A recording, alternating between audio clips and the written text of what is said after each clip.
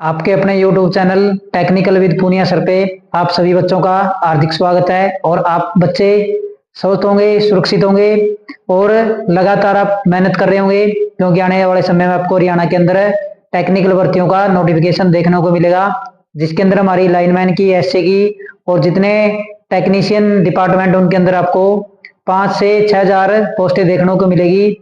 तो उस तैयारी को मजबूत बनाने के लिए हमने आप बच्चों के लिए एक 2000 क्वेश्चनों की सीरीज स्टार्ट की है। इसकी एक क्लास हमने कर लिया है। आज हमारी 2000 जो हमारे टॉप मोस्ट इंपोर्टेंट क्वेश्चन है उसकी सीरीज की आज हमारी क्लास नंबर 2 की। तो क्लास नंबर 1 आपको कैसी लगी आप कमेंट बॉक्स में जरूर बताना। अगर आपको हमारे द्वारा करवाई गई क्लास अच्छी समझ में आई तो आप हमारे चैनल को ज्यादा से ज्यादा लाइक करना, शेयर करना और सब्सक्राइब जरूर करना और हमारे साथ जुड़े रहना। तो आज की हम क्लास शुरू करते हैं। तो हमने सीरीज थी 2000 क्वेश्चन की, जो मोस्ट इंपोर्टेंट 2000 क्वेश्चन है उसकी सीरीज हमारी है और उसकी क्लास नंबर आज क्या है, 2 है। तो आज की क्लास का पहला क्वेश्चन हमारा है, फ्यूज तार किसकी बनी होती है। तो फ्यूज तार पूछ रखी किस चीज की बनी होती है। फ्यूज हमारे पास क्या होता है, तो सबसे पहले हमें पता होना चाहिए फ्यूज क्या होता है। हमारे पास सुरक्षा उपकरण होता है। क्या होता है, सुरक्षा उपकरण होता है। और लोड की स्थिति में क्या करता है, सर्किट को बचाता है। तो फ्यूज कौन कौन से प्रकार के प्रयोग करते हैं हम। एक हमारे पास होता है किटकैट फ्यूज, किटकैट फ्यूज होता है। दूसरा हमारे पास होता है कार्ट्रिज फ्यूज। तीसरा हमारे पास होता है एचआरसी फ्यूज। तीसरा हमारे पास क्या होता है, एचआरसी फ्यूज। किटकैट फ्यूज को और क्या बोला जाता है, इसको रिवायरेबल फ्यूज बोला जाता है। तो इसको हम क्या कर सकते हैं, इसका तार जलने के बाद इसको हम क्या कर सकते हैं, बदल सकते हैं, इसलिए इसको क्या बोला जाता है, रिवायरेबल फ्यूज। कम धारा के लिए इसका प्रयोग क्या होता है, इससे अधिक धारा के लिए कार्ट्रिज फ्यूज का प्रयोग क्या होता है, अधिक धारा के लिए एचआरसी फ्यूज का प्रयोग क्या होता है। एचआरसी की फुल फॉर्म पूछी जाती है तो इसकी फुल फॉर्म होती है आई रैप्चरिंग कैपेसिटी, आई रैप्चरिंग कैपेसिटी। तो इसकी फुल फॉर्म होती है आई रैप्चरिंग कैपेसिटी। तो हमारे पास क्या है, एक फ्यूज क्या है, एक सुरक्षा उपकरण है और फ्यूज को फेज तार के साथ श्रेणी क्रम में संयोजित किया जाता है। फेज तार के साथ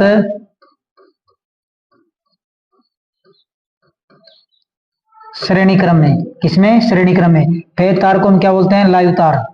क्या बोलते हैं, लाइव तार। तो ये क्वेश्चन पूछा हमसे, फ्यूज तार किसकी बनी होती है, टिन और लेड की बनी होती है, लेड और तांबे की बनी होती है, तांबा और एल्यूमिनियम की बनी होती है, लोहा और टीन की बनी होती है। तो उन्हें बताना है जो हमारे फ्यूज तार किसकी बनी होती है। तो फ्यूज तार हमारे बनी होती है टीन और लेड की।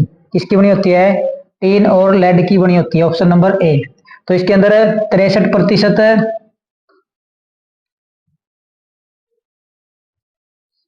इसके अंदर 63% तो होता है टीन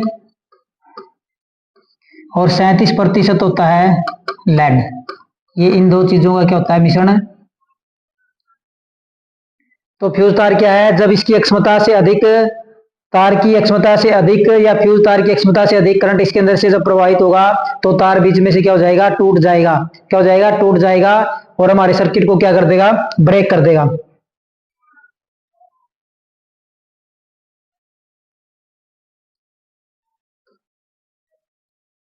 एमसीबी की फुल फॉर्म क्या है। तो सबसे पहले तो हमें ये पता होना चाहिए एमसीबी हमारे पास क्या होती है, एक एमसीबी हमारे पास क्या है, एक सुरक्षा उपकरण है। किस, क्या है, सुरक्षा उपकरण है। क्या है, सुरक्षा उपकरण है।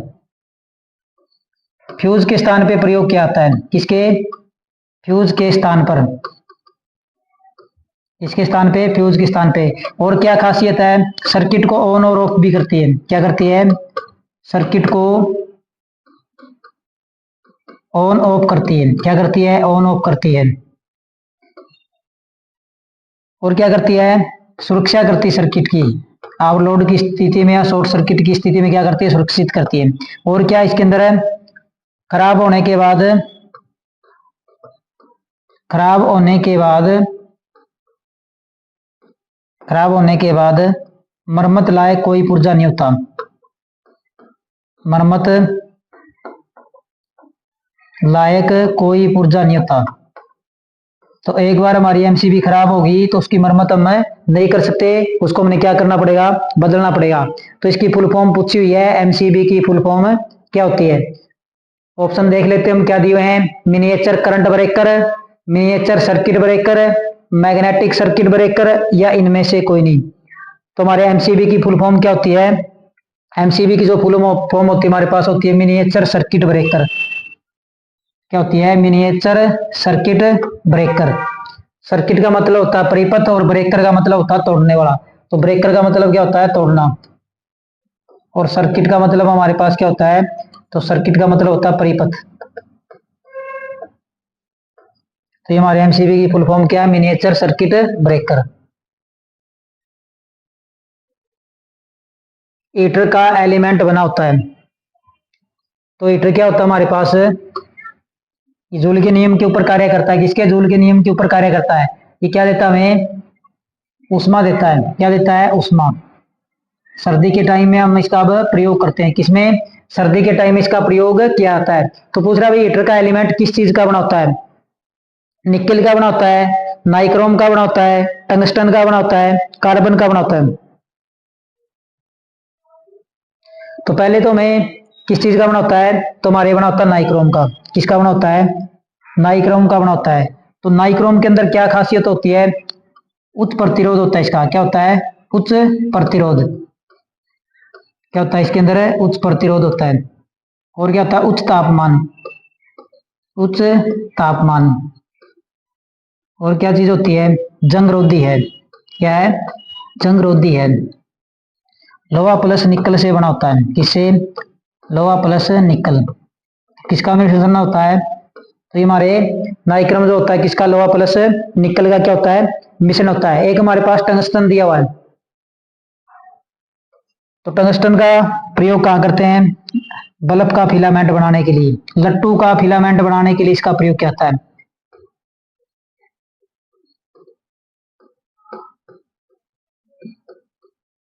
लट्टू का फिलामेंट बनाने के लिए इसका प्रयोग किया जाता है। कार्बन का, इसके हम कार्बन ब्रूस बनाते हैं मोटरों के अंदर। क्या करते हैं, कार्बन ब्रूस। छोटी मशीनों में कार्बन ब्रूस का प्रयोग किया जाता है। तो हीटर का एलिमेंट किस चीज का बना होता है, हीटर का एलिमेंट नाइक्रोम धातु का बना होता है। वायर बाउंड प्रतिरोध बना होता है। तुम्हारे पास इस प्रकार से जो एक वायर बाउंड प्रतिरोध होता है वो किस चीज का बना होता है, ये पूछ रखा है। नाइक्रोम का बना होता है, यूरेका का बना होता है, निकल का बना होता है, या पारे का बना होता है।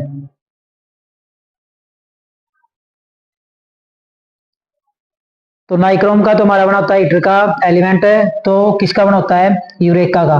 किसका बना होता है हमारे पास, जो हमारे पास वायर बाउंड प्रतिरोध होता है वो किसका बना होता है, यूरेका का बना होता है।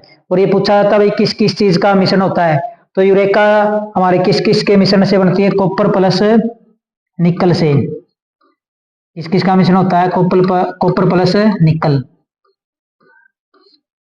ताप गुणांक क्या है, ताप गुणांक कम है, ताप गुणांक कम। इसका तापमान गुणांक क्या होता है, कम होता है। तो वायर बाउंड प्रतिरोध बना होता है, तो वायर बाउंड प्रतिरोध यूरेका का बना होता है। किसका बना होता है, यूरेका का बना होता है।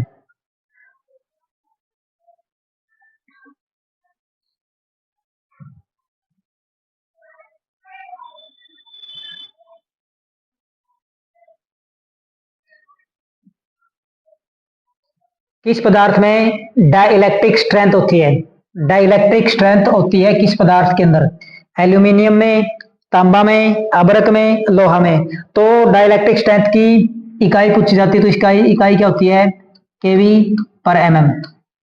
क्या होती है इसकी इकाई, केवी पर एमएम। और केवी पर एमएम हमारे पास क्या होती है, kilo volt, kilo volt millimetre, kilo volt millimetre. तो ये क्या होती है, डाइलेक्ट्रिक स्ट्रेंथ होती है। कोई भी हमारे पास जो इंसुलेशन प्रयोग किया है उसके अंदर से केवी पर एमएम के अंदर से कितनी वोल्टेज प्रवाहित हो सकती है बिना पंचर हुए। तो एक पदार्थ में से कितनी वोल्टेज बिना पंचर हुए केवी पर एमएम के अंदर से प्रभावित हो सकती है, उसको हम क्या बोलते हैं, डाइलेक्ट्रिक स्ट्रेंथ बोलते हैं। और जो डाइलेक्ट्रिक स्ट्रेंथ होती है हमारी, वो किसकी होती है? तो हमारे कुचालकों पदार्थों के अंदर क्या होती है? डाइलेक्ट्रिक स्ट्रेंथ होती है। जो इंसुलेशन हमने चालक के ऊपर प्रयोग किया है, ये हमारे पास चालक है, इसके ऊपर जो हमने इंसुलेशन प्रयोग किया है, ये केवी पर एमएम में, केवी पर एमएम में कितनी वोल्टेज को सहन कर सकता है बिना पंचर हुए, वो इसकी क्या कहलाती है? डाइलेक्ट्रिक स्ट्रेंथ कहलाती है। और डाइलेक्ट्रिक स्ट्रेंथ हमारी क्या होती है? तो ये हमारी होती है अबरक के अंदर। किसमें? अबरक में। तो ये हमारे कुचालक पदार्थों के अंदर होती है। ये क्या है? बहुत अच्छा कुचालक है। क्या होता है ये? बहुत अच्छा कुचालक। इसका बिजली का बहुत अच्छा क्या है? कुचालक है। विद्युत का बहुत अच्छा क्या है? कुचालक है। और क्या होता है ये? उष्मा का अच्छा चालक। क्या होता है? उष्मा का अच्छा चालक। उष्मा का अच्छा चालक। उष्मा का क्या होता है? अच्छा चालक।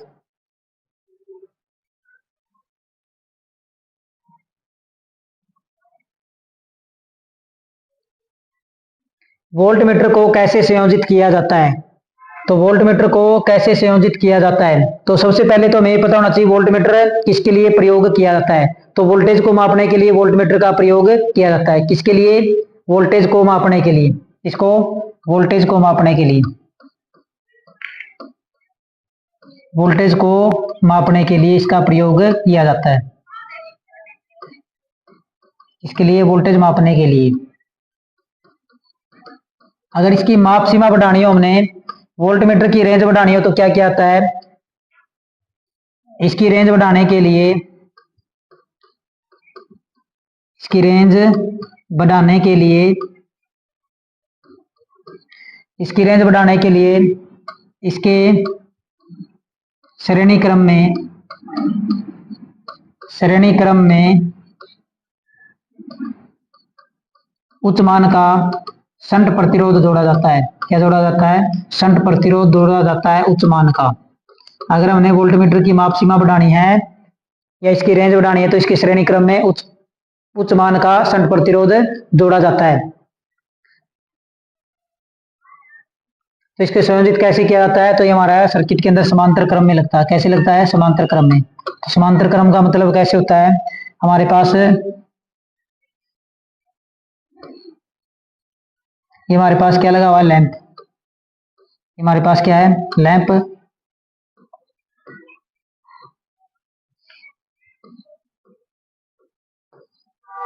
यहां से इस लैंप को हमने क्या दे रखी है? सप्लाई दे रखी है। क्या दे रखी है? ये न्यूट्रल सप्लाई है और ये फेज सप्लाई है। अब पूछे भाई इसके अंदर से कितनी वोल्टेज आ रही है, तो इसके अंदर हम क्या लगा देंगे? वोल्टमीटर कहाँ लगेगा हमारा? तो पॉजिटिव और नेगेटिव तार के ऊपर हमारा क्या लग जाएगा? वोल्टमीटर लग जाएगा। ये वोल्टेज को माप देगा इसके अंदर कितनी वोल्टेज है। तो ये किसके अंदर लगाया जाता है हमारा? ये हमारा लगता है समांतर क्रम में। किसमें? समांतर क्रम में। Option number B. इसके अंदर लगाया जाता है समानांतर क्रम के अंदर वोल्टमीटर को संयोजित किया जाता है।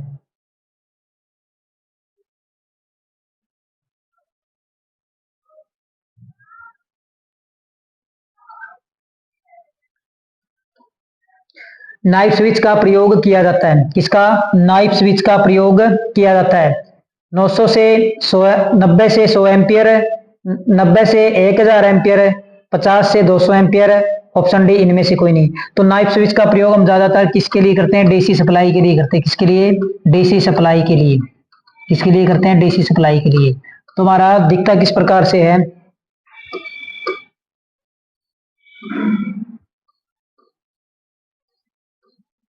इसके अंदर क्या होते हैं? इस प्रकार से ब्लेड लगे होते हैं और यहाँ पे इनको चलाने के लिए एक चक्कू के जैसे हमारा क्या होता है? हैंडल होता है। क्या होता है? हैंडल होता है। तो इसका प्रयोग कहाँ पे किया जाता है? नाइफ स्विच का प्रयोग डीसी सप्लाई के लिए किया जाता है। और इसका प्रयोग कितने एम्पियर तक की धारा के लिए किया जाता है? 90 से 100 एम्पियर, 90 से 1000 एम्पियर, या 50 से 200 एम्पियर। और ऑप्शन डी इनमें से कोई नहीं। तो इसका प्रयोग क्या होता है? 90 से 1000 एम्पियर तक इसका हम क्या कर लेते हैं? प्रयोग कर लेते हैं।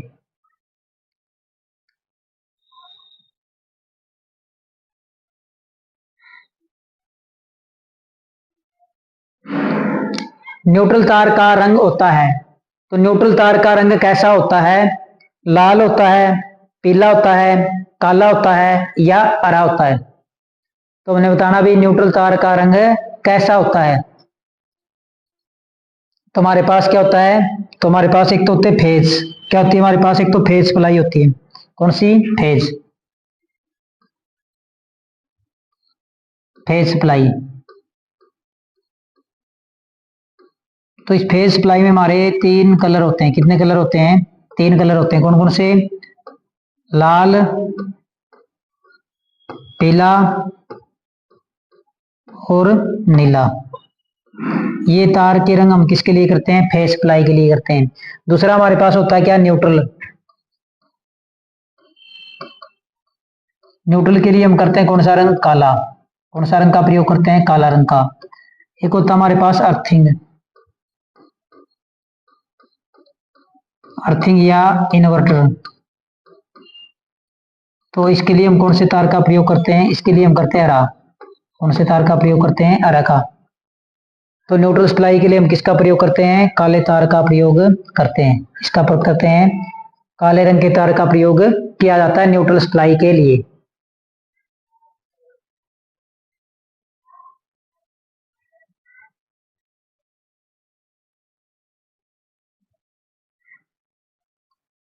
विद्युत पंखा किस सिद्धांत पर चलता है? कौन सा? बिजली वाला पंखा किस सिद्धांत के ऊपर चलता है? तो जो हमारे पंखा होता है उसके अंदर हमारे पास 2 वाइंडिंग होती है। कितनी होती है? 2। कितनी वाइंडिंग होती है? 2 वाइंडिंग होती है उसके अंदर हमारे पास। कितनी वाइंडिंग होती है? 2। इस प्रकार से हमारे पास इसके अंदर 2 वाइंडिंग होती है। कितनी वाइंडिंग होती है? 2 वाइंडिंग होती है। तो जो हमारा विद्युत पंखा होता है सिंगल फेज वाला, वो सेल्फ स्टार्ट नहीं होता। क्या नहीं होता? सेल्फ स्टार्ट नहीं होता, क्योंकि उसके अंदर घूमने वाला चुंबकीय क्षेत्र नहीं बनता। तो उसको सेल्फ स्टार्ट बनाने के लिए हम क्या करते थे? इन दोनों वाइंडिंगों के बीच में 90 डिग्री का फेज अंतर कर देते हैं। और इसके लिए हम प्रयोग किसका करते हैं? इसके लिए हम कैपेसिटर का प्रयोग करते हैं। किसका प्रयोग करते हैं? कैपेसिटर का प्रयोग करते हैं। किसका प्रयोग करते हैं? कैपेसिटर का। तो इस प्रकार से हमारे इसके कनेक्शन किए जाते हैं।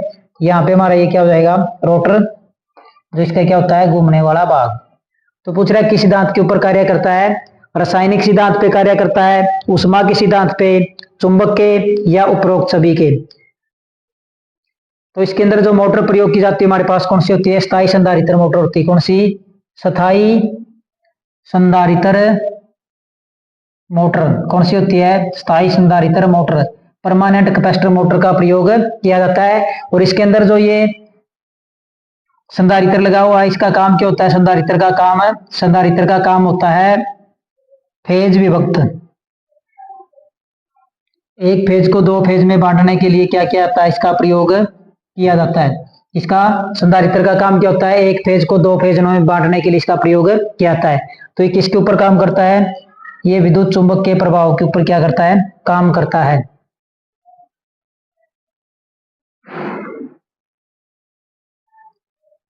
नेक्स्ट है शॉर्ट सर्किट कब होता है? क्या पूछा है? शॉर्ट सर्किट कब होता है?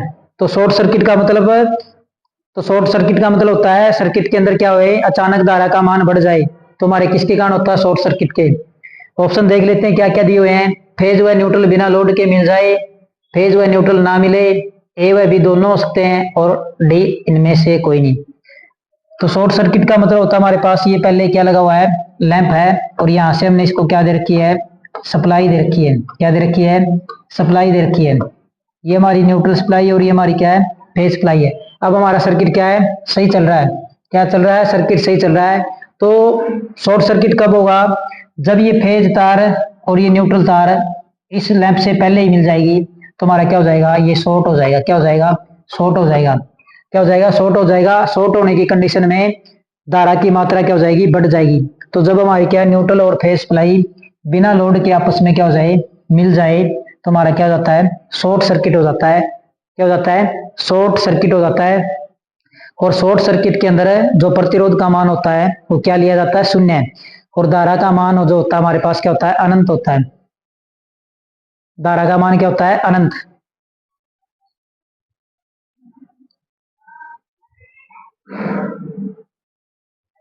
इलेक्ट्रॉन की खोज किसने की थी? इलेक्ट्रॉन की खोज किसने की थी? जेम्स चैडविक ने, जे जे थॉमसन ने, रदरफोर्ड ने, या न्यूटन ने? तो आपने इसके लिए एक नाम याद रखना है, तो सबके आपको याद हो जाएंगे। तो आपने नाम याद रखना है, ईंट पर, क्या ईंट पर नाच, क्या नाम रखना आपने याद है, ईंट पर नाच। सिंपल सा नाम है, ईंट पर नाच, आपने ये नाम याद रखना है। इसमें आपके इलेक्ट्रॉन के, प्रोटॉन के और न्यूट्रॉन की खोज जिसने की थी है, उसके नाम हमें क्या हो जाएंगे, याद हो जाएंगे। तो ई का मतलब हो गया हमारे पास इलेक्ट्रॉन, तो ई का मतलब हमारे पास क्या होगा यहाँ पे, इलेक्ट्रॉन, क्या हो गया, इलेक्ट्रॉन, क्या हो गया, ई का मतलब हो गया इलेक्ट्रॉन है। टी का मतलब हो गया हमारे पास थॉमसन, क्या हो गया, थॉमसन। पै का मतलब हो गया हमारे पास प्रोटॉन, क्या हो गया है, प्रोटॉन।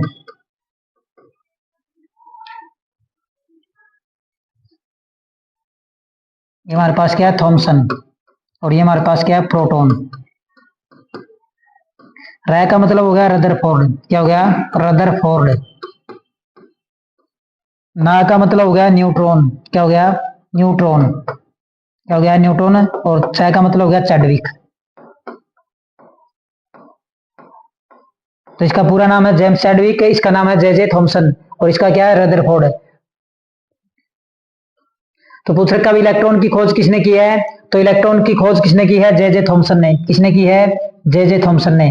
जेम्स चैडविक ने किसकी की है, प्रोटॉन की, न्यूट्रॉन की। किसकी की है, न्यूट्रॉन, किसकी की है, न्यूट्रॉन, किसकी की है, न्यूट्रॉन की। और रदरफोर्ड ने किसकी की है, रदरफोर्ड ने हमारे की है प्रोटॉन की। किसकी की है, प्रोटॉन। तो हमारे तीनों के नाम याद हो गए हैं। अब पूछा जाता है भाई इनके ऊपर कौन से पे कौन सा होता है, तो इलेक्ट्रॉन पे कौन सा चार्ज होता है, तो इलेक्ट्रॉन के ऊपर जो चार्ज होता है कौन सा होता है, तो इसके ऊपर जो चार्ज होता है हमारे पास क्या होता है, ऋणात्मक चार्ज होता है। प्रोटॉन पे कौन सा होता है, तो प्रोटॉन पे पॉजिटिव चार्ज होता है, कौन सा। और न्यूट्रॉन पे कोई भी चार्ज नहीं होता, ये क्या होता है हमारे पास, उदासीन होता है, क्या होता है, उदासीन।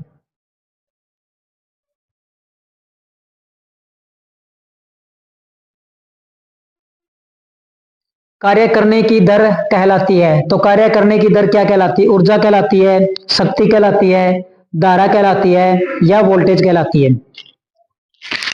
तो कार्य करने की दर क्या कहलाती है, ऊर्जा, शक्ति, धारा, वोल्टेज।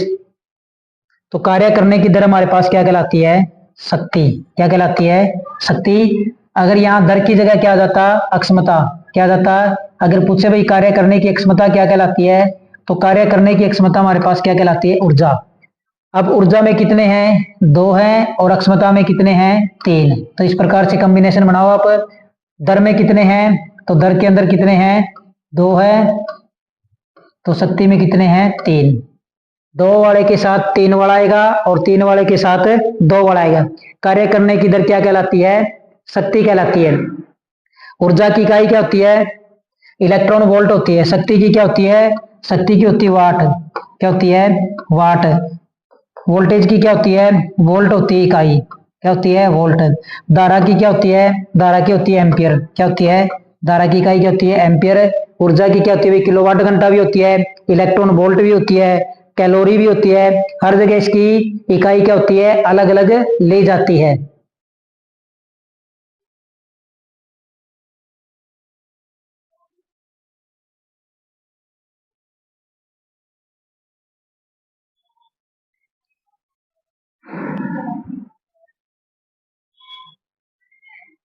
कार्य करने की क्षमता कहलाती है, ऊपर हमने क्वेश्चन पढ़ लिया है।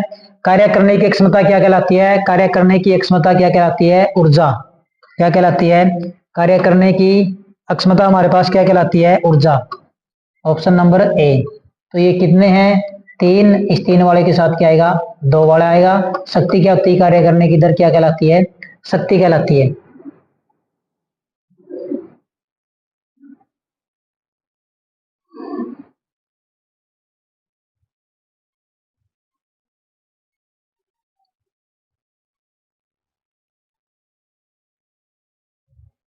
सिल्वर नाइट्रेट के घोल में 1 सेकंड तक धारा प्रवाह से कितनी चांदी मुक्त होगी, धारा का मान 1 एम्पियर हो। क्या हुई, धारा का मान 1 एम्पियर हो, और 1 सेकंड तक हमने क्या करवानी है, 1 एम्पियर की धारा प्रवाहित करवानी है। तो सिल्वर नाइट्रेट के अंदर से कितनी चांदी मुक्त होगी?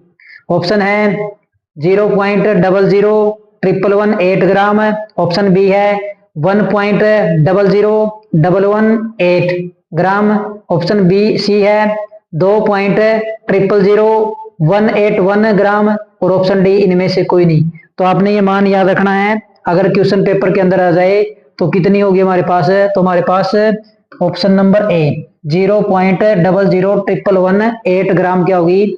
चांदी मुक्त होगी यदि किसी सिल्वर नाइट्रेट के घोल में से 1 सेकंड तक 1 एम्पीयर की धारा प्रवाहित करवाई जाए तो।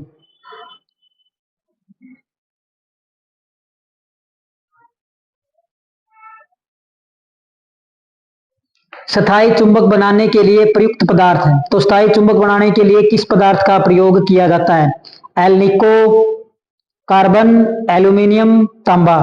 तो स्थायी चुंबक बनाने के लिए किस पदार्थ का प्रयोग किया जाता है? एल्निको का किया जाता है, कार्बन का किया जाता है, एल्यूमिनियम का किया जाता है या तांबे का? तो एल्निको किसका किया जाता है? एल्निको का। तो एल्निको के अंदर क्या क्या चीज होती है हमारे पास? तो इसके अंदर होती है हमारे पास एल्यूमिनियम, क्या होती है? एल्यूमिनियम, निकल और कोबाल्ट। निकल, कोबाल्ट, इस चीज का हमारे क्या किया जाता है? प्रयोग किया जाता है। एल्निको को हम इस प्रकार से एल एल्यूमिनियम, एनआई निकल, सीओ कोबाल्ट। तो किसका प्रयोग किया जाता है? एल्निको का प्रयोग किया जाता है।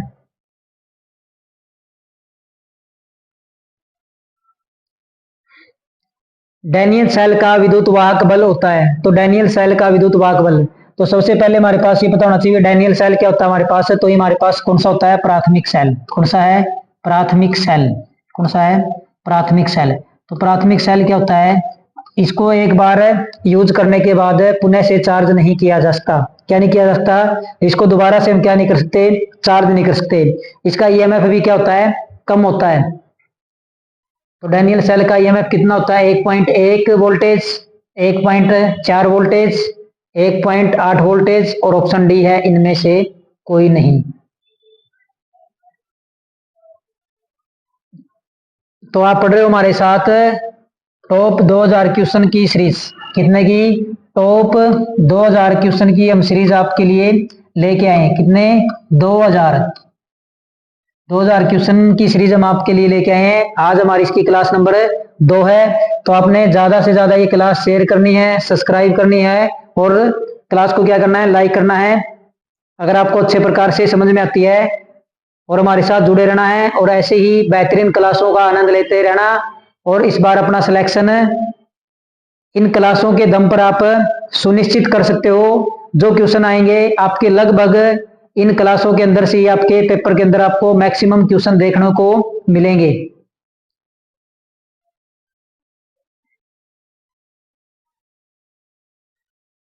इलेक्ट्रोप्लेटिंग हेतु कौन सी सप्लाई चाहिए? तो इलेक्ट्रोप्लेटिंग किसके लिए? इलेक्ट्रोप्लेटिंग। तो इलेक्ट्रोप्लेटिंग क्या होता है पहले तो हमें ये पता होना चाहिए, उसके बाद हमें क्या भाई सप्लाई का पता चलेगा। किसका? सप्लाई का पता चलेगा। तो इलेक्ट्रोप्लेटिंग होता है एक धातु के ऊपर दूसरी धातु की परत चढ़ाना। क्या? एक धातु के ऊपर दूसरी धातु की परत चढ़ाना। तो हमारे पास दो धातुएं होती है। कितनी? दो धातुएं, एक हमारे पास तांबा और एक क्या है? सोना। तो हमारी जो सोने की परत क्या है? तांबे के ऊपर चढ़ानी हमने। ये हमारे पास क्या है? तांबा। और यहाँ पे हमारे पास क्या है? सोना। क्या है? सोना। तो तांबे की परत सोने के ऊपर चढ़ानी है। तो जब ये हमारे पास क्या होता है? ये होता है हमारे पास एनोड। क्या होता है? एनोड। और ये क्या होता है? कैथोड। क्या होता है? कैथोड। जब इसकी परत इसके ऊपर चढ़ेगी तो जिसके ऊपर परत चढ़ेगी वो क्या हो जाएगी? भारी हो जाएगी। क्या हो जाएगी? भारी धातु हो जाएगी। और ये हमारे पास क्या हो जाएगा? हल्का हो जाएगा। क्या हो जाएगा? हल्का हो जाएगा। तो एक धातु के ऊपर दूसरी धातु की परत चढ़ाना क्या कहलाता है? हमारे पास इलेक्ट्रोप्लेटिंग कहलाता है। क्या कहलाता है? इलेक्ट्रोप्लेटिंग। एक धातु के ऊपर दूसरी धातु की परत चढ़ाना इलेक्ट्रोप्लेटिंग कहलाता है। तो पूछ रहा है इलेक्ट्रोप्लेटिंग के लिए हमें कौन सी सप्लाई की जरूरत होती है? एसी की होती है, डीसी की होती है, दोनों की होती है, इनमें से कोई नहीं।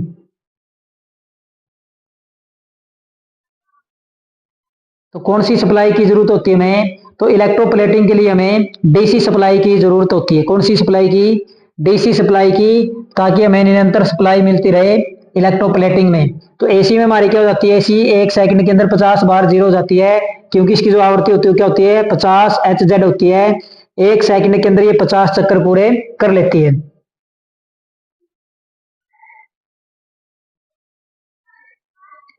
100 वाट 250 वोल्ट लैंप का प्रतिरोध होगा।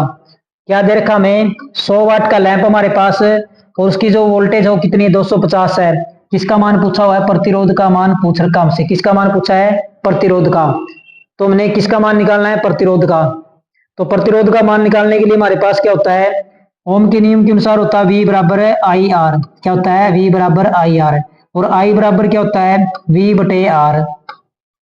और R बराबर क्या होता है? V बटे आई। तो इसमें से हमें केवल वोल्टेज दी हुई, करंट हमारे पास नहीं है, यहां से हमारा मान नहीं निकलेगा। एक हमारे पास होता है पावर निकालने का सूत्र P बराबर वी आई। क्या होता है? P बराबर वी आई होता है। एक हमारे पास होता है P बराबर आई स्केयर आर। एक हमारे पास होता है P बराबर वी स्केयर बटे में आर। क्या होता है? वी स्केयर बटे में आर। तो यहां से हमें किसकी दी हुई है? शक्ति की वैल्यू दी है और वोल्टेज की दी हुई है। तो यहां से हम ये मान निकाल सकते हैं आसानी से। तो हमारे पास अगर यहां से हम आर का मान निकालें तो हमारे पास फॉर्मूला क्या बनेगा? तो आर बराबर में वी स्केयर बटे में पी। क्या हो जाएगा? वी स्केयर में बटे में पी। तो वी की वैल्यू हमारे पास कितनी? 250, और गुणा में 250 बटे में 100। बटे में कितनी? 100। जीरो से जीरो कैंसल, जीरो से जीरो कैंसल। 25 का स्केयर कितना होता है? 25 का स्केयर होता है 625। 25 पंजा 125, 80 लगी 12, 25 दूनी 50 और 12 62। तो कितना होगा? ऑप्शन नंबर सी 625 ओम। कितना हो जाएगा? तो इसका जो प्रतिरोध होगा कितना होगा? 625 ओम हो जाएगा। तो 100 वाट 250 वोल्टेज लैंप का प्रतिरोध कितना होगा? 625 ओम। कितना हो जाएगा? 625 ओम।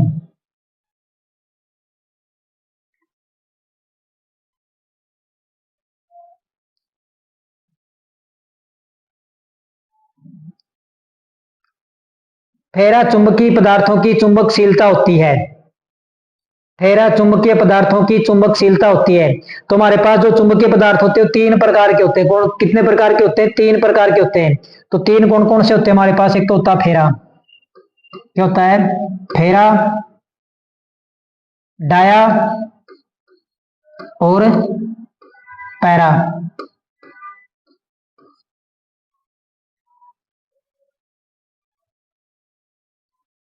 तीसरा कौन सा होता है? पैरा। तो हमारे पास ये 3 पदार्थ होते हैं।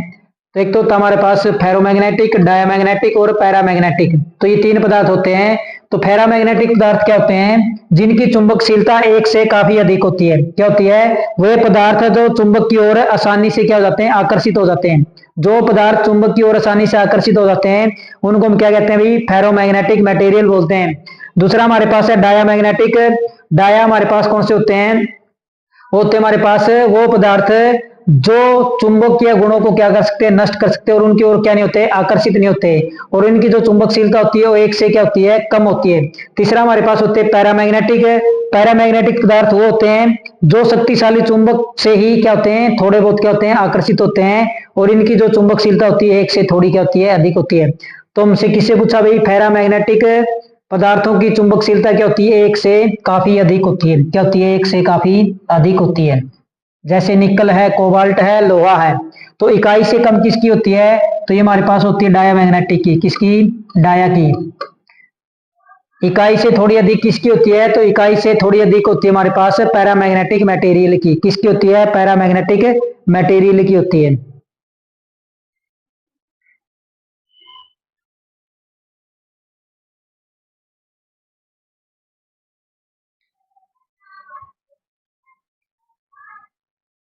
उष्मा का मात्रक होता है। किसका? उष्मा का। उष्मा का मात्रक क्या होता है? तो उष्मा, हम उष्मा को किससे डिनोट करते हैं? एच से। तो एच निकालने का सूत्र हमारे पास क्या होता है, आई स्केयर आर टी। उष्मा निकालने का सूत्र हमारे पास क्या होता है, आई स्केयर आर टी। पिछले एग्जाम के अंदर ये क्वेश्चन पूछा हुआ था, किसी हीटिंग एलिमेंट के अंदर उष्मा निकालने का फॉर्मूला क्या होता है, तो एच स्केयर आर टी क्या होता है, आई स्केयर आर टी। धारा का स्केयर गुणा में प्रतिरोध गुणा में समय। तो उष्मा का मात्रक क्या होता है भाई, कैलोरी जूल होता है, कैलोरी होता है, सेंटीग्रेड होता है, और इनमें से कोई नहीं। तो उष्मा का मात्रक क्या होता है, कैलोरी। क्या होता है, कैलोरी। तो पूछा जाता है 1 किलो कैलोरी बराबर में होते हैं 1 किलो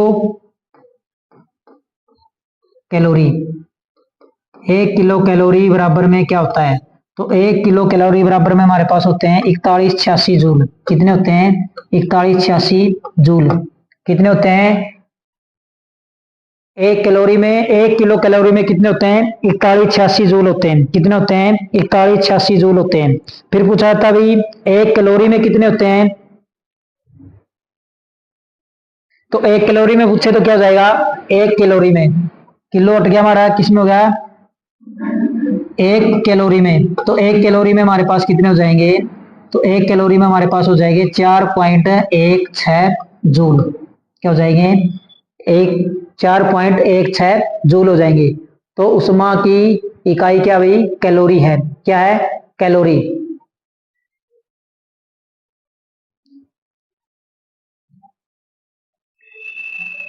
तो नेक्स्ट हमारे पास है धारा के प्रमुख प्रभाव। तो इनमें से धारा का कौन सा प्रमुख प्रभाव है जिसके कारण हम धारा का प्रयोग करते हैं, और हमारे पास ये चीजें होती है। रासायनिक प्रभाव होता है, चुंबकीय प्रभाव होता है, ऊष्मीय प्रभाव होता है, या उपरोक्त सभी। तो धारा का प्रभाव किन किन चीजों के ऊपर होता है, कौन कौन सा होता है, रासायनिक प्रभाव होता है धारा का, चुंबकीय प्रभाव होता है, ऊष्मीय प्रभाव होता है, या उपरोक्त सभी। तो हमारे पास क्या भाई, ये तीनों ही धारा के प्रमुख प्रभाव है। क्या है, ये तीनों ही धारा के प्रमुख क्या है, प्रभाव है। तो रासायनिक प्रभाव कहां पे होता है, सेल में। कहां पे, सेल।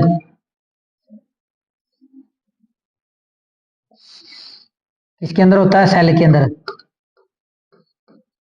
इसमें होता है सेल में। चुंबकीय प्रभाव, मोटर, ट्रांसफॉर्मर, जनरेटर। ऊष्मीय प्रभाव हीटर में हो गया, किसमें, हीटर में, टोस्टर में, इलेक्ट्रिक केटली में, इनमें सब में कौन सा होता है, ऊष्मीय प्रभाव होता है। तो ये धारा के क्या है, प्रमुख प्रभाव है।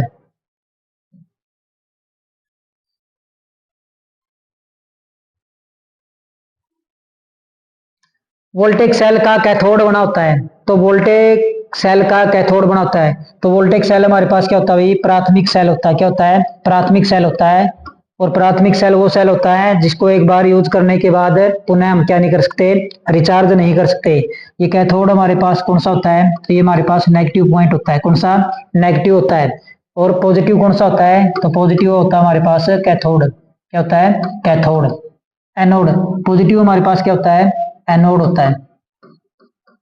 क्या होता है, एनोड। तो कार्बन का बना होता है, तांबा का बना होता है, जस्ते का बना होता है, या उपरोक्त सभी। तो हमारे पास किसका बना होता है, तो हमारे पास जस्ते का बना होता है। किसका, जस्ते का। और जो एनोड बना होता है, किसका बना होता है, तांबे का। एनोड क्या बना होता है, तांबे का हमारे पास क्या होता है, एनोड बना होता है।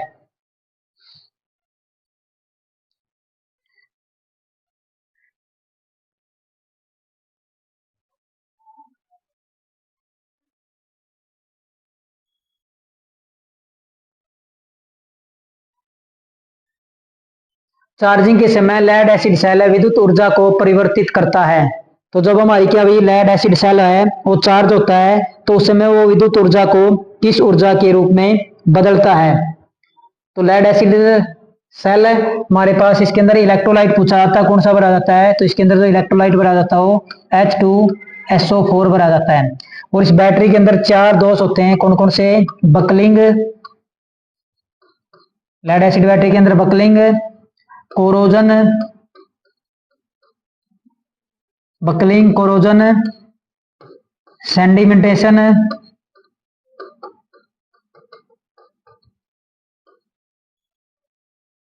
और चौथा होता है हमारे पास सल्फेशन। कौन सा, सल्फेशन। कौन सा होता है, सल्फेशन। तो ये 4 दोष होते हैं इस बैटरी के अंदर है, जो इलेक्ट्रोलाइट प्रयोग क्या होता है H2SO4, ये चार इसके अंदर क्या होते हैं, प्रमुख दोष होते हैं। इन दोष के बारे में जब अगला क्वेश्चन आएगा उस समय बताएंगे। बकलिंग दोष क्या होता है, कोरोजन दोष क्या होता है, सेडिमेंटेशन दोष क्या होता है और सल्फेशन दोष क्या होता है। तो ये हमारे पास क्या है भाई, द्वितीयक सेल है। कौन सा है, ये हमारे पास क्या है, द्वितीयक सेल है। कौन सा है, द्वितीयक सेल है। तो ये पूछ रहा भाई चार्जिंग के समय लेड एसिड सेल विद्युत ऊर्जा को परिवर्तित करता है, विद्युत ऊर्जा में करता है, यांत्रिक ऊर्जा में करता है, रासायनिक ऊर्जा में करता है या चुंबकीय ऊर्जा के अंदर करता है। तो चार्जिंग के समय हमारे पास जो सेल है वो विद्युत ऊर्जा को रासायनिक ऊर्जा के अंदर क्या करता है, बदलता है या परिवर्तित करता है। क्या करता है, परिवर्तित करता है।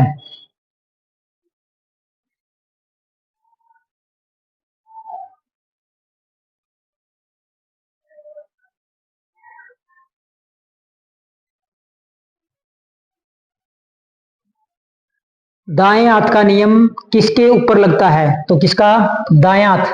दायां हमारा कौन सा होता है, ये हमारा क्या दायां हाथ है। कौन सा है, ये दायां हाथ हमारा, और ये क्या है, बायां हाथ। ये पूछ रहा है जो दायां हाथ का नियम है वो किसके ऊपर लगता है, मोटर के ऊपर लगता है, जनरेटर पे लगता है, ट्रांसफॉर्मर पे लगता है या इनके सभी पे लगता है, तीनों पे।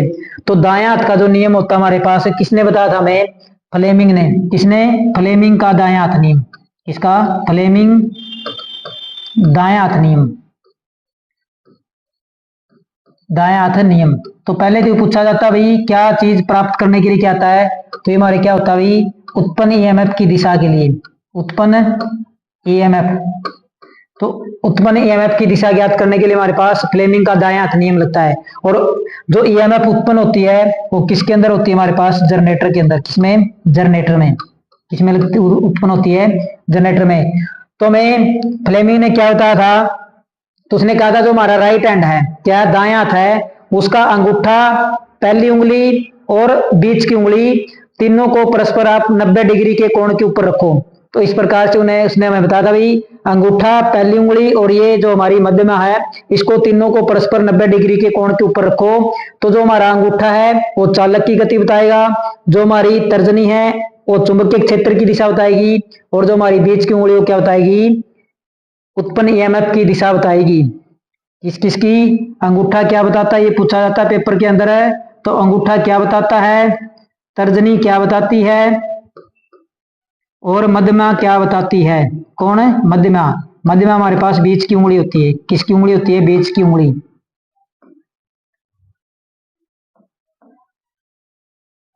अंगूठा क्या बताता है, चालक की गति। किसकी, चालक गति।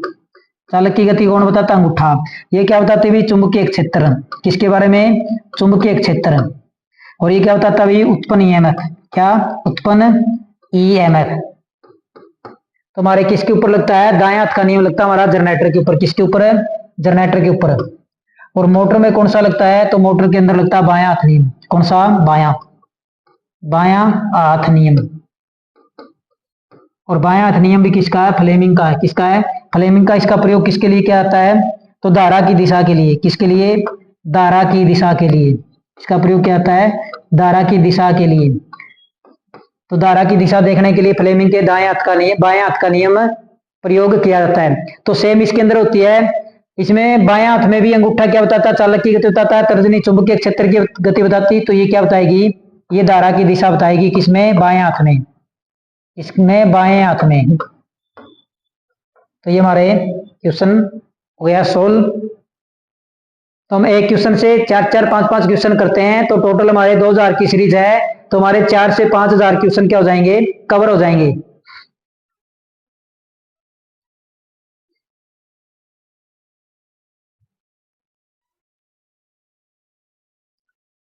ओपन परिपथ में धारा का मान होता है। किसमें, ओपन परिपथ में।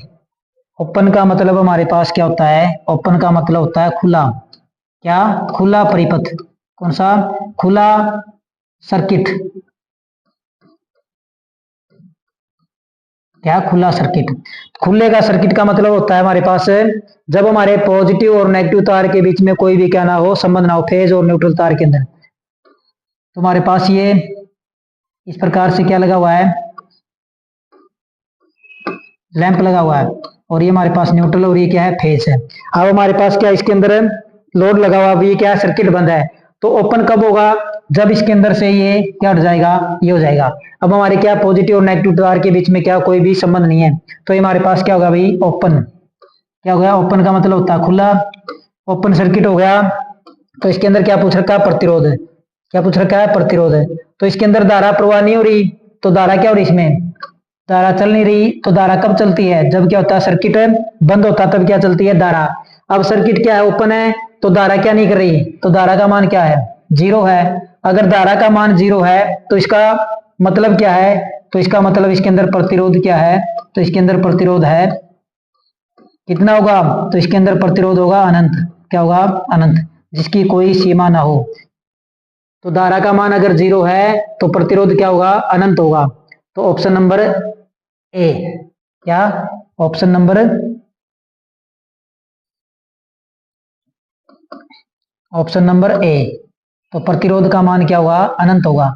ओपन परिपथ में धारा का मान पूछा, किसका, धारा का मान पूछा है, प्रतिरोध क्या है, अनंत है। तो धारा का मान हमारे पास क्या होगा, तो धारा का मान हमारे पास होगा शून्य। क्या हो जाएगा, शून्य।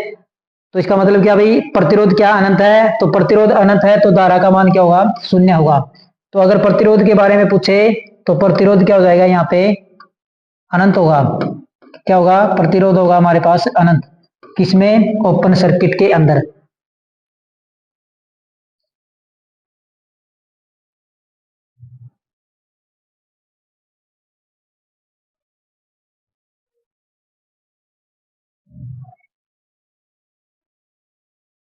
कौन सा सेल रुक रुक कर वोल्टेज देता है, कौन सा सेल रुक रुक कर वोल्टेज देता है, Daniell cell, Leclanche cell, silver oxide cell, या इनमें से कोई नहीं।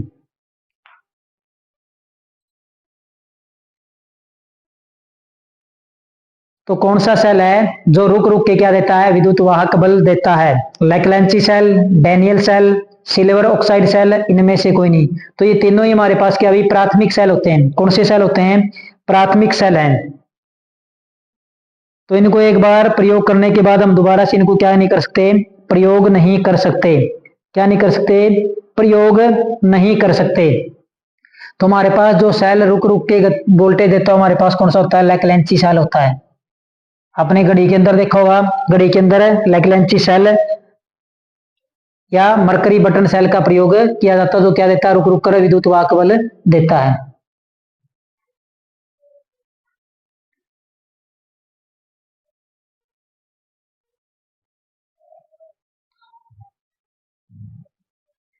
परमियस का मात्रक होता है, परमियस। तो परमियस क्या होता है, तो हमें ये पता होना चाहिए। तो जो हमारी चुंबकीय क्षेत्र होता है उसके रास्ते में प्रतिबाधा कौन डालता है, तो उसके रास्ते में प्रतिबाधा डालता है रिलेक्टेंस। क्या डालता है, रिलेक्टेंस। तो ये रिलेक्टेंस का क्या होता है, उल्टा होता है परमियस। तो ये क्या करता है, उसको चलाने में मदद करता है, किसको, चुंबकीय लाइन को चलाने में क्या करता है, मदद करता है। जैसे हमारे ईएमएफ के अंदर प्रतिरोध होता है, वैसे ही एमएफ के अंदर क्या होता है, हमारे पास रिलेक्टेंस होता है, जिसको हम क्या बोलते हैं, प्रतिष्ठम बोलते हैं। जैसे हमारे ईएमएफ के अंदर कंडक्टेंस होता है, वैसे ही हमारे मैग्नेटोमोटिव फोर्स के अंदर क्या होता है, परमियस होता है। तो ये एक दूसरे के क्या होते हैं, ये उल्टे अनुपात में होते हैं। किसमें होते हैं, परमियस। परमियस क्या होता है, रिएक्टेंस का उल्टा होता है रिलेक्टेंस का। रिलेक्टेंस क्या करता है, चुंबकीय लाइन के रास्ते में बाधा उत्पन्न करता है, और परमियस उसको क्या करता है, चलाने में सहायता करता है। तो परमियस का मात्रक पूछा हुआ है, वेबर पर एम्पियर होता है, वेबर पर एम्पियर टर्न होता है, टर्न पर वेबर होता है, या इनमें से कोई नहीं। जो परमियस का मात्रक होता है हमारे पास, वो क्या होता है, वेबर एम्पियर टर्न। वेबर पर एम्पियर टर्न क्या होता है, वेबर पर एम्पियर टर्न इसका क्या होता है, मात्रक होता है। क्या होता है, वेबर पर एम्पियर टर्न इसका क्या होता है, मात्रक होता है परमियस का।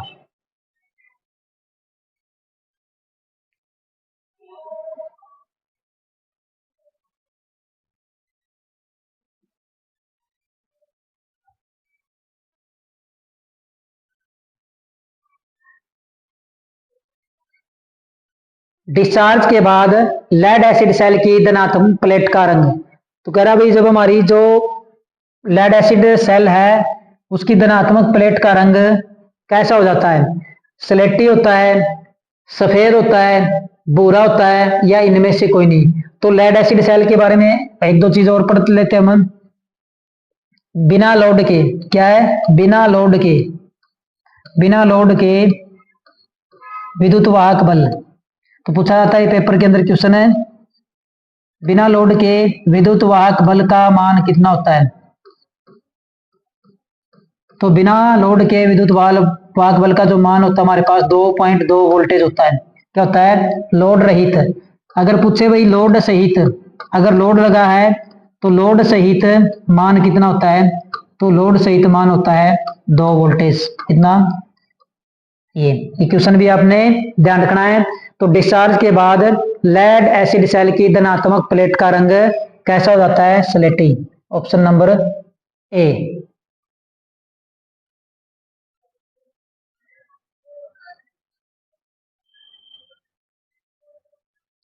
परमाणु का सबसे हल्का भाग, तो परमाणु होता है उसके अंदर सबसे हल्का भाग कौन सा होता है? इलेक्ट्रॉन होता है, प्रोटॉन होता है, न्यूट्रॉन होता है, या इनमें से कोई नहीं।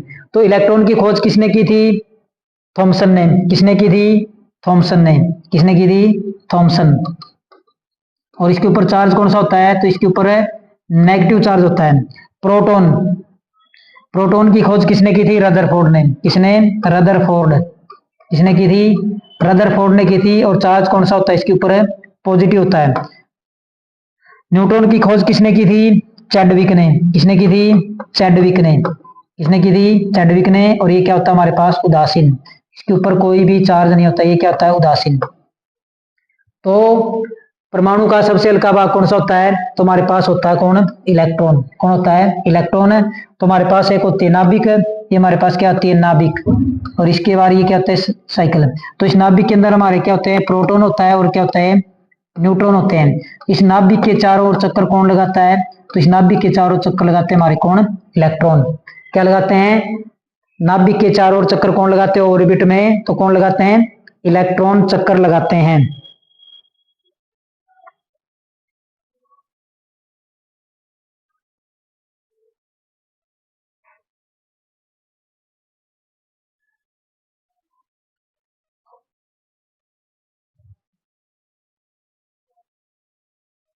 भारत की मानक फ्रीक्वेंसी, पूछ रखा भी भारत की मानक फ्रीक्वेंसी कितनी होती है? फ्रीक्वेंसी हमारे पास क्या होती है? आवृत्ति। इसके बारे में पूछा है, आवृत्ति।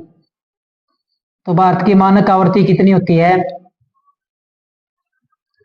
50 Hz, 60 Hz, 65 Hz, 45 Hz। H Z हमारे पास क्या होता है? हर्ट्ज। क्या होता है? हर्ट्ज। इसमें हम इसको मापते हैं। तो जो भारत की स्टैंडर्ड फ्रीक्वेंसी है, मानक का मतलब क्या? स्टैंडर्ड फ्रीक्वेंसी कितनी है?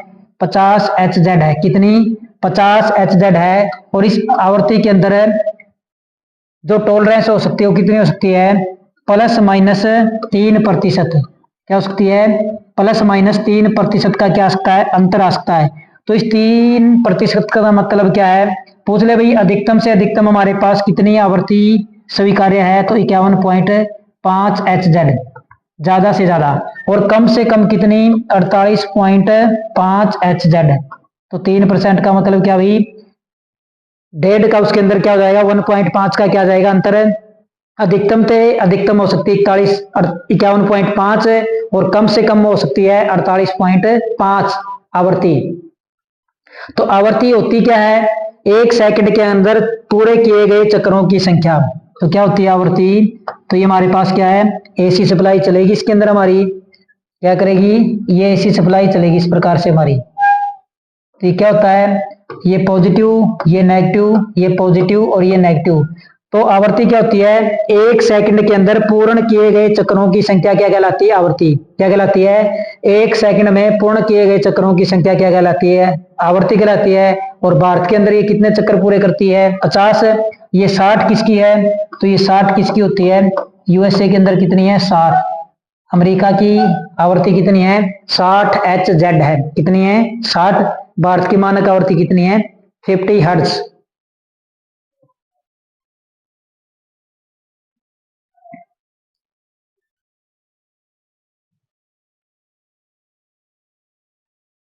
चुंबक के विपरीत पोल में होता है। तो हमारे पास जो चुंबक होती है उसके अंदर कितने पोल होते हैं? तो चुंबक के अंदर 2 पोल होते हैं हमारे पास। कितने पोल होते हैं चुंबक के अंदर?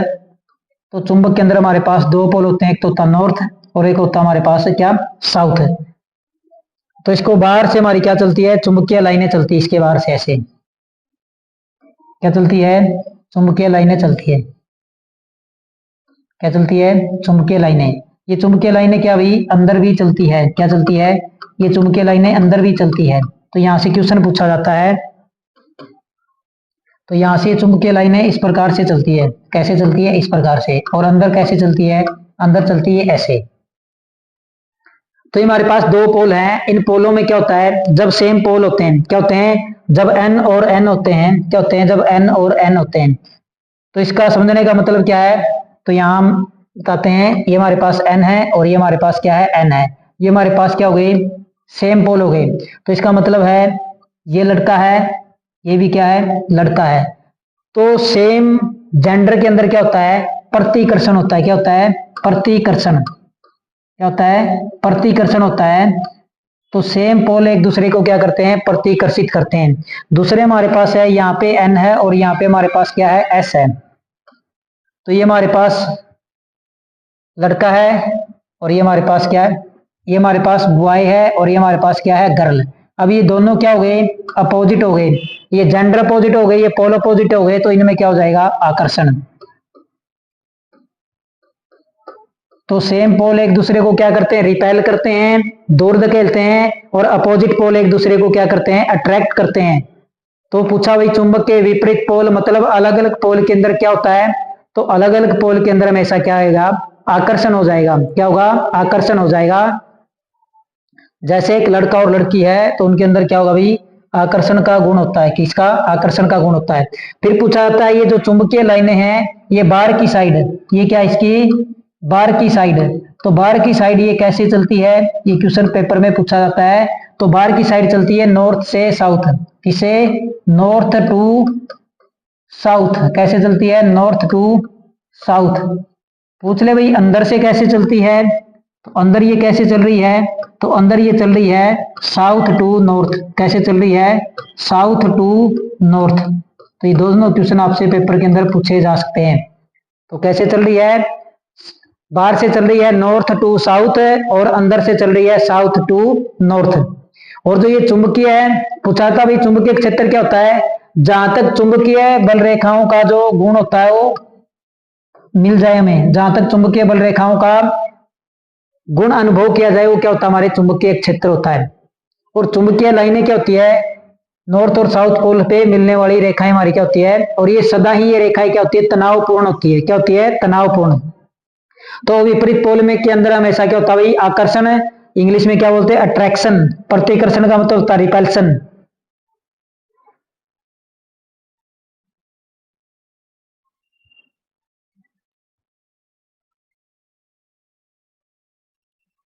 लेड एसिड बैटरी का पूर्ण अवस्था में चार्ज विद्युत वाहक बल होता है।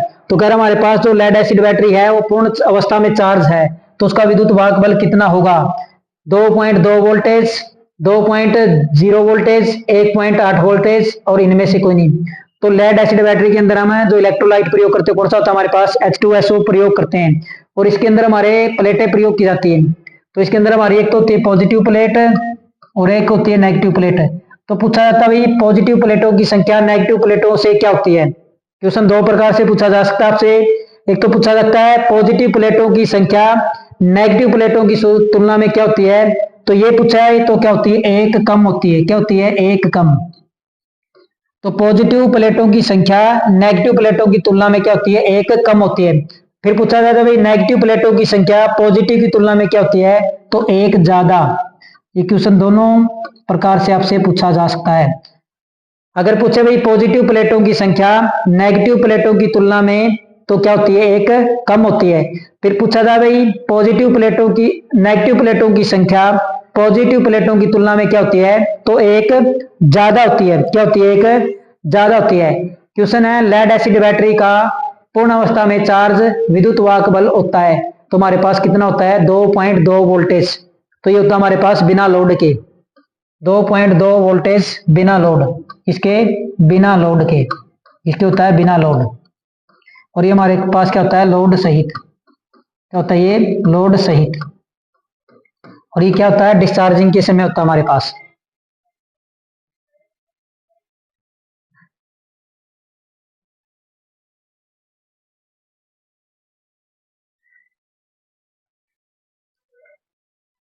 कुचालक पदार्थ के अंतिम कक्षा में इलेक्ट्रॉन होते हैं, तो कुचालक पदार्थ के अंतिम कक्षा में इलेक्ट्रॉन होते हैं। तो कुचालक हमारे पास क्या होता है जिसके अंदर धारा का प्रवाह ना हो, किसके अंदर है जिसके अंदर धारा का प्रवाह ना हो हमारे पास क्या होता है कुचालक है। जिसके अंदर आसानी से धारा का प्रवाह हो जाए हमारे पास क्या होता है चालक है। तो पूछ रहा भाई कुचालक के अंतिम कक्षा में कितने इलेक्ट्रॉन होते हैं, 8 4 3 0। तो हमारे पास कितने होते हैं, जो कुचालक होता है उसके अंतिम कक्ष में कितने इलेक्ट्रॉन होते हैं 8।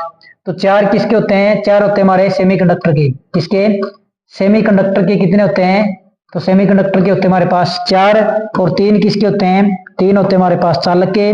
चालक के अंदर आसानी से क्या हो जाएगा धारा का प्रवाह। तो ये हम अंतिम कक्ष में इलेक्ट्रॉन कैसे बढ़ते, इसका फॉर्मूला हमारे पास क्या होता है भाई, तो ये होता है हमारे पास 2n स्केयर, क्या होता है 2n स्केयर। तो ये फॉर्मूला होता है हमारे पास, क्या होता है फॉर्मूला होता है। तो हमारे पास क्या होता है, ये हमारी नाभिक होती है, और ये हमारी क्या होती है इसके ऑर्बिट्स कक्ष होते हैं, क्या होते हैं कक्ष होते हैं। तो इसके अंदर हमने क्या भरने होते हैं, इलेक्ट्रॉन भरने होते हैं, क्या भरने होते हैं इलेक्ट्रॉन्स को भरना होता है। तो ये पहली हमारी होती है के सेल, के एल एम और एन, ये हमारे पास क्या है सेल है। इस के का होता है भाई पहली सेल, एल का मतलब होता है दूसरी सेल, एम होती है हमारी तीसरी सेल, और एन हमारे पास क्या है चौथी सेल है, के एल एम एन। तो पूछे भाई हमारे पास क्या है के सेल है, के सेल के अंदर कितने इलेक्ट्रॉन भरे जाएंगे, तो हमारा एन क्या भाई एन का मतलब हमारे पास क्या है यहाँ पे, तो एन का मतलब है नंबर ऑफ सेल, क्या है नंबर ऑफ सेल। तो हमारे पास क्या भाई पहली सेल है के, तो के का मान हमारे पास कितना है 1। इस फॉर्मूले के अंदर रखें तो हमारे पास क्या हो जाएगा, तो क्या हो जाएगा 2 गुणा में सेल कौन सी है पहली है, तो 1 मान और इसका स्केयर। तो अब इसको सोल्व करें तो हमारे पास क्या होगा भाई, 1 का स्केयर है 2 करें तो कितना आएगा 1, तो पहली सेल के अंदर कितने इलेक्ट्रॉन भरे जाएंगे 2। तो इसका मतलब जो हमारे पास ये पहली सेल है इसके अंदर कितने इलेक्ट्रॉन भरे जाएंगे, 2 इलेक्ट्रॉन भरे जाएंगे, कितने 2 इलेक्ट्रॉन भरे जाएंगे। फिर हमारी सेल है दूसरी के एल, एल हमारे पास कितने नंबर पे है 2 पे, कितने पे 2 पे। तो यहाँ पे इस एन की जगह मान क्या रखेंगे 2 रखेंगे, तो हमारे पास क्या आ जाएगा 2 गुणा में 2 का स्केयर, 2 का स्केयर 4, 4 दूनी 8 है। तो जो हमारी एल सेल उसके अंदर कितने इलेक्ट्रॉन भरे जाएंगे 8 इलेक्ट्रॉन भरे जाएंगे, 1 2 3 4 5 6 7 और 8। फिर हमारे पास अगली कौन सी है, अगली हमारे पास है के एल एम, एम हमारे पास कितने पे है 3 पे है।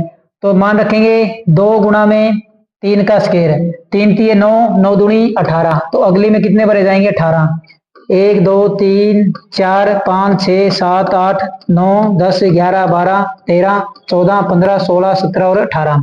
फिर हमारे पास चौथी है एन, एन का कितना है 4 है। तो 2 गुणा में 4 का स्केयर, 4 चौके 16, 16 दूनी 32। तो अगली में कितने भरे जाएंगे 32 इलेक्ट्रॉन, 1 2 3 4 5 6 7 8 9 10 11 12 13 16 17 18 19 20 21 22 23 24 25 26 27 28 29 30 31 और 32। तो ये सारे हमने इलेक्ट्रॉन भर दिए हैं। अब हम ये कैसे डिसाइड करेंगे भाई कौन सा चालक और कौन सा कुचालक है। तो सबसे पहले हम कॉपर का बता देते भाई, कॉपर का परमाणु क्रमांक कितना होता है, तो कॉपर का जो परमाणु क्रमांक होता है हमारे पास कितना होता है 29, कितना होता है 29। अब पहले सेल के अंदर कितने इलेक्ट्रॉन भरे जाएंगे, तो पहले सेल के अंदर भरे जाएंगे कितने 2, कितने भरे जाएंगे 2। दूसरे में कितने भरे जाएंगे 8, कितने भरे जाएंगे 8। तीसरे में कितने भरे जाएंगे 16, कितने भरे जाएंगे 16। तो ये हमारे पास टोटल कितने हो गए 8 और 16 24 और 2 कितने हो गए 26। तो 29 में से 26 गए तो कितने बच गए 3। तो कॉपर हमारे पास क्या एक चालक है। एक हमारे पास होता है भाई चांदी, चांदी का परमाणु क्रमांक कितना होता है 47, कितना होता है 47। पहले में 2 भर दिए, दूसरे में 8, तीसरे में 16। तो अगले में कितने आने चाहिए 32, 32 बचे नहीं तो अगले में कितने बच सकते हैं 16। तो 16 दूनी 32, 18 है 18, 16 नहीं है, कितने हैं 18 भरे जाएंगे। अगले में कितने भरे जाएंगे 18, कितने भरे जाएंगे 18, 18 भरे जाएंगे तो हमारे पास कितने हो गए, तो ये हो गए 28। कितने हो गए 28, तो यहाँ पे कितना बच जाएगा 1, तो कितने भरे जाएंगे 18। कितने भरे जाएंगे 18, 18 दूनी 36 और 10 46, 47 में से 46 गए, कितने बच गया 1, तो भी हमारे पास क्या एक चालक है। एक हमारे पास होता है एल्यूमिनियम, तो एल्यूमिनियम का परमाणु क्रमांक कितना होता है 13, भरेंगे 2 भरे गए, 8 भरे गए, कितने हो गए 10, 13 में से 10 गए, कितने बच गए 3, तो हमारे पास क्या एक चालक पदार्थ है। अब अर्धचालक के अंदर कितने होते हैं, तो अर्धचालक के अंदर आपको बताया गया थे 4, तो हमारे पास एक तो होता है जर्मेनियम, कौन सा होता है सिलिकॉन, कौन सा होता है सिलिकॉन। सिलिकॉन का परमाणु क्रमांक होता है हमारे पास कितना, तो सिलिकॉन का होता है 14। कितना होता है 14, पहले में 2 भर दिए, दूसरे में कितने भर दिए 8, तो कितने बच गए 4, तो ये हमारे पास क्या एक अर्धचालक है। एक हमारे पास होता है जर्मेनियम, जर्मेनियम का परमाणु क्रमांक होता है 32, पहले में 2, दूसरे में 8, 10, तीसरे में 18, 28, 28 गए, तो कितने बच गए 4, तो क्या बच गए, ये भी हमारे पास जर्मेनियम भी क्या एक अर्धचालक पदार्थ है। ये थी हमारी टॉप 2000 क्वेश्चन की सीरीज की क्लास नंबर 2। तो ये क्लास आपको कैसी लगी आप कमेंट बॉक्स में जरूर बताना। अगर आपको अच्छी लगे तो आप हमारे चैनल को लाइक शेयर और सब्सक्राइब जरूर करना। धन्यवाद।